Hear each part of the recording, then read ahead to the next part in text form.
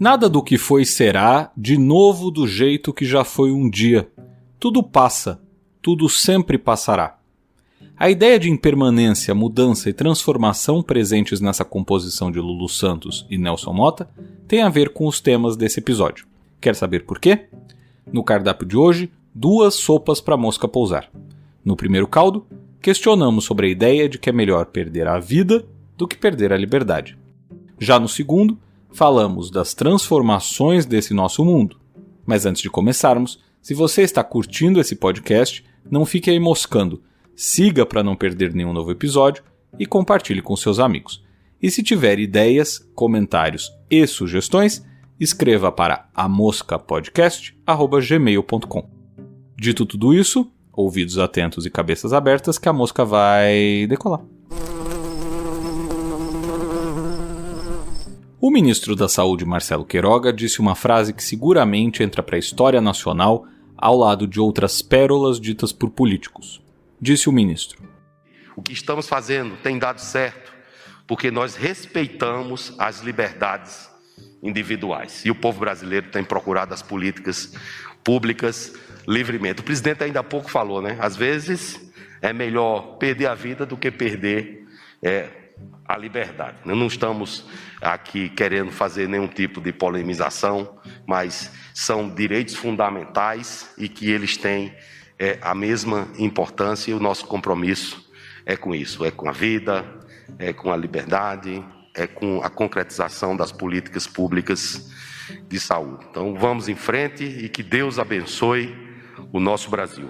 Às vezes é melhor perder a vida do que perder a liberdade. A frase por si só já causa espanto, porque afinal de contas parece um tanto quanto complicado relativizar a perda da vida sob qualquer circunstância. Tão complicado que a lei brasileira prevê que se pode dispor da vida de alguém apenas em circunstâncias muito específicas, como a do aborto em caso de estupro ou risco para a mãe, artigo 128 do Código Penal, ou quando o feto é anencéfalo, ou seja, quando não apresenta total ou parcialmente a calota craniana do cérebro, conforme decisão do STF. Isso tudo é importante observar, considerando que a vida deve ser preservada desde a concepção, conforme artigo 2º do Código Civil. Ou seja, um parâmetro legal para dizer quando começa a vida segundo o ordenamento jurídico brasileiro. Fora isso, a lei também trata dos atos praticados em defesa de si mesmo ou de alguém, e nesse caso, a pessoa responsável ainda seria julgada para verificar se a tese de legítima defesa se aplica. Mesmo o policial, que mata em razão de sua profissão, é julgado por isso. Em outras palavras, mesmo o agente público que faz uso legítimo da força, prerrogativa única do Estado, pode ser punido por suas ações.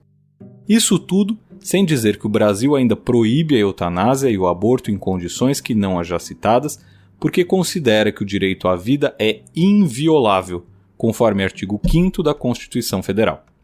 A bem da verdade, o ministro da Saúde até não mente quando diz que a lei iguala os direitos de vida e liberdade. Os dois são invioláveis, assim como o direito à igualdade, à segurança e o direito à propriedade. Mas para além do aspecto jurídico, há uma questão que precisa ser debatida. O povo brasileiro será que concorda com a suposição do ministro? Será que a maioria da população está disposta a entregar sua vida em detrimento da aparente perda de liberdade? Sobretudo se considerarmos que a briga atual do presidente Bolsonaro é contra o passaporte da vacina e a restrição de voos diante de uma nova variante. Briga essa que o ministro endossa e que, venhamos e convenhamos, em pouco ou nada altera a vida da ampla maioria dos brasileiros. Fato é que Bolsonaro desde sempre se colocou ao lado de toda e qualquer restrição à circulação de pessoas para evitar um agravamento da pandemia. Valeu-se da ideia de que poucos morreriam e que, portanto, as restrições eram desnecessárias. Quando a realidade se impôs, vitimando milhares, passou a dizer que os danos econômicos causados pelas restrições eram maiores do que os causados pela doença. O que evidentemente não faz muito sentido, porque não fossem tais restrições, as vítimas que já superam os 600 mil seguramente passariam dos milhões. Além disso, Bolsonaro sempre foi contra a vacina. Dizia que poucos desejariam se vacinar. Alguém sabe quantos por cento da população vai tomar vacina? Pelo que eu sei, menos da metade vai tomar vacina. Pelo que eu sei. E essa pesquisa que eu faço na praia, Faço na rua, faço em tudo quanto é lugar. Agora, diante dos fatos, Bolsonaro ainda se apega ao mesmo discurso de sempre. Talvez porque não haja outro para se apegar. Mantém sua fala para uma parcela da sociedade que ainda repete e acredita no que ele diz. Mas mesmo entre bolsonaristas, muitos se vacinaram. Ainda bem. Uniram-se à maioria do povo brasileiro que quer o fim da pandemia, não sua perpetuação, e que não tem dúvida, preferem seguir vivos. Certo? Então vamos ao segundo caldo. O Chile tornou-se o 9º país das Américas e um dos mais de 50 países do mundo a permitir o casamento entre pessoas do mesmo sexo.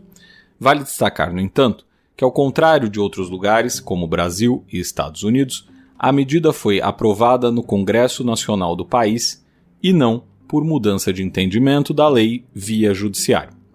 Caso semelhante à liberação do aborto, na Argentina, durante as primeiras 14 semanas de gestação, onde também a decisão foi resultado de votação no parlamento e não por decisão judicial. Isso é relevante porque questões como essa muitas vezes acabam sendo tomadas pelas cortes supremas dos países porque os parlamentares não agem, uma vez que temem os custos políticos de suas ações. Logo, observar que países estão alterando suas leis e não apenas adequando à realidade o ordenamento jurídico já existente, indica que a sociedade como um todo está sendo menos intolerante nesses lugares.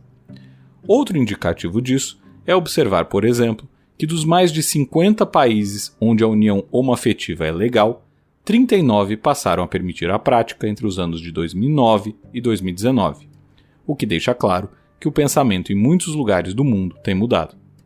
Aliás, as pessoas que apostam que a sociedade não muda acabam sempre quebrando a cara. Basta pensar que se estivéssemos no Brasil em 1860, encontraríamos pessoas na rua acompanhadas de seus escravos.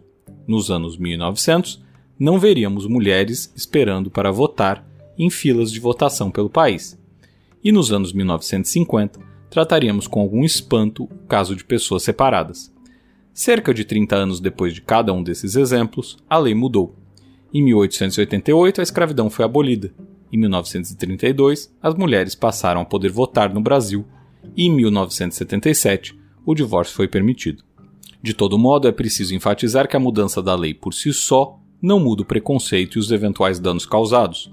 Logo, o racismo não acabou mesmo após a abolição, da mesma forma que mulheres ainda hoje encontram um tratamento desigual, ainda que possam votar e serem votadas. E o divórcio por muito tempo foi mal visto, mesmo depois da lei ter sido aprovada. E por aí vai. Por outro lado, se é verdade que as pessoas se separavam mesmo antes da lei do divórcio, ou se é verdade que pessoas do mesmo sexo se uniam mesmo antes da permissão do casamento homoafetivo, a lei amplia os direitos e melhora a vida das pessoas nessas situações. Assuntos como herança, adoção, tratamento de saúde, etc., passam a ser tratadas de outra maneira pela alteração da lei. Além disso, quando colocamos esses aspectos em perspectiva, nos damos conta de que coisas que hoje são consideradas como ilegais ou imorais, no futuro podem passar a não ser. Podemos assim questionar se a legalização das drogas, do aborto ou da eutanásia serão sempre tabus, ou será que esses temas, que hoje encontram dificuldade de aceitação pela sociedade, um dia serão tratados da mesma maneira como o voto das mulheres ou o divórcio dos casais, hein? Em outras palavras, é irreal imaginar que o status quo perdurará para sempre.